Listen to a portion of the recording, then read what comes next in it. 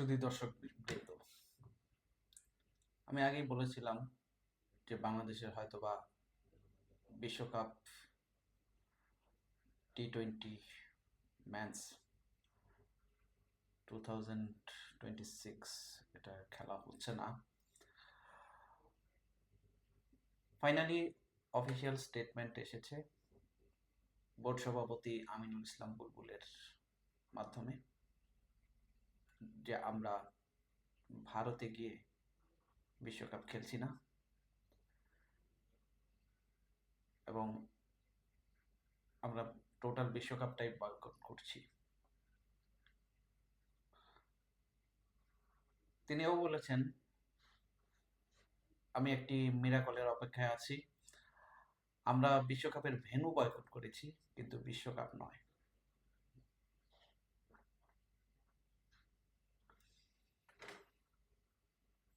ICC আর BCCI তারা যে ভিন্ন কোনো সংগঠন নয় সেটা আবার প্রমাণ করলো।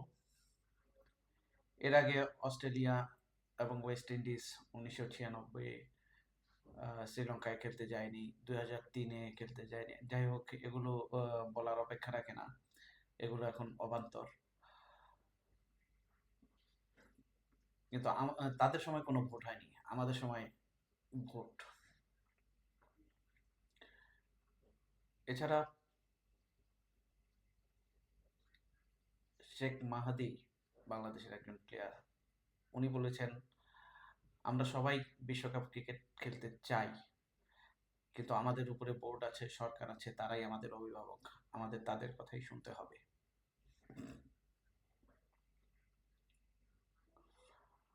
আমিনুল ইসলাম বুলবুল এও বলেছেন, বোর্ড সভাপতি, যে একটা দেশকে 24 ঘন্টার আলটিমেটাম দেওয়া এটা কোনো স্পোর্টিং নেচারের মধ্যে পড়ে না। তো তারা আইসিসির বিরুদ্ধে আন্তর্জাতিক ক্রীড়া আদালতে কেস ফাইল করতে যাচ্ছে, এমন একটা কিছু জানিয়েছেন উনি, যে আমরা লড়ে যাব। শুধু দর্শক মন্ডলী, প্রসঙ্গত বলতে হয় যে এবারের আইপিএলে বাংলাদেশের একমাত্র ক্রিকেটার আহ,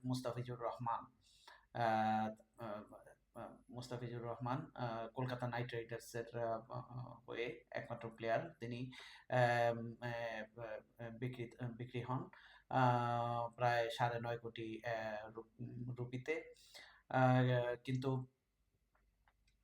কিছু উগ্রবাদী সংগঠনের বিরোধিতার কারণে বিসিসিআই কলকাতা নাইট রাইডার্সের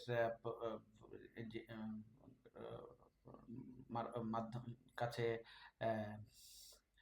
অর্ডার পাঠায় যে মুস্তাফিজুর রহমানকে বাদ দিতে হবে। তো বিসিসিআই এর অর্ডারের পরিপ্রেক্ষিতে কলকাতার যে ধারক কলকাতা নাইট রাইডার্সের শাহরুখ খান, তিনি মুস্তাফিজুর রহমানকে খুবই ভদ্রভাবেই দল থেকে মানা করেন। কিন্তু আহ, আহ, এই এই অজুহাতে যে বিসিসিআই এই বলে যে নিরাপত্তা তারা দিতে পারবে না মুস্তাফিজুর রহমানকে। তো মুস্তাফিজুর রহমানকে কেনার পরেও আবার বাদ দেওয়ার কারণে বাংলাদেশের দর্শকরা এটাকে অপমান হিসেবে নেয়। তারা আন্দোলন করে রাস্তাঘাটে, যে যদি মুস্তাফিজুর রহমানকে, একজন প্লেয়ারকে যদি নিরাপত্তা দিতে না পারে, তাহলে 15 জন প্লেয়ার, অফিসিয়ালস এবং সাংবাদিকদের, আমাদের বাংলাদেশি সাংবাদিকদের এবং সমর্থকদের কিভাবে ভারত নিরাপত্তা দিবে।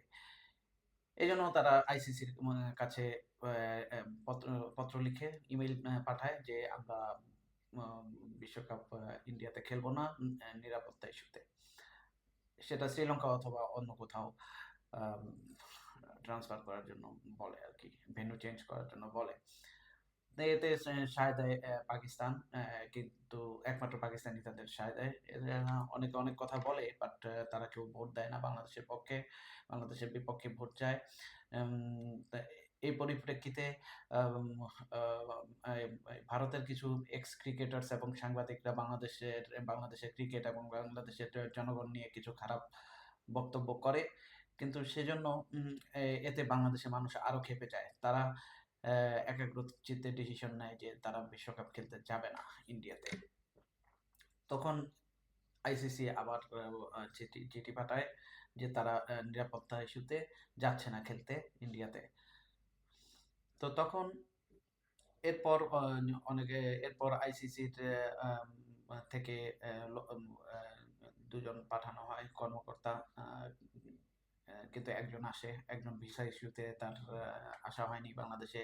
তারাও আসতে ব্যর্থ, তারাও কম্প্রোমাইজ করাতে ব্যর্থ হন বাংলাদেশকে।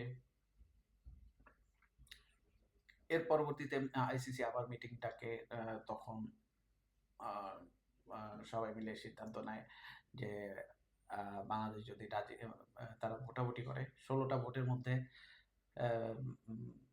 14টি বাংলাদেশের বিরুদ্ধে যায় এবং দুটো আম, বাংলাদেশের পক্ষে যায়, এর মধ্যে পাকিস্তান এবং বাংলাদেশ।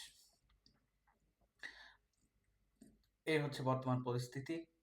কিন্তু বাংলাদেশ 24 ঘন্টা এবং বাংলাদেশকে 24 ঘন্টার আলটিমেটাম দেওয়া হয় যে তারা যদি খেলতে হলে ইন্ডিয়াতেই খেলতে হবে, আর না খেলতে জানিয়ে যাওয়ার জন্য। 24 ঘন্টা আলটিমেটামের আগেই প্লেয়ারদের নিয়ে বিসিবি একটি বৈঠক করে এবং বৈঠক শেষে জানিয়ে দেয় আমরা ভারতে খেলতে যাচ্ছি না। বর্তমানে এই অবস্থায় আছে এই বাংলাদেশের ভারতে, মানে বাংলাদেশ নিয়ে, বাংলাদেশের যে পরিস্থিতি 2026 টি-20 ওয়ার্ল্ড কাপ ক্রিকেট নিয়ে।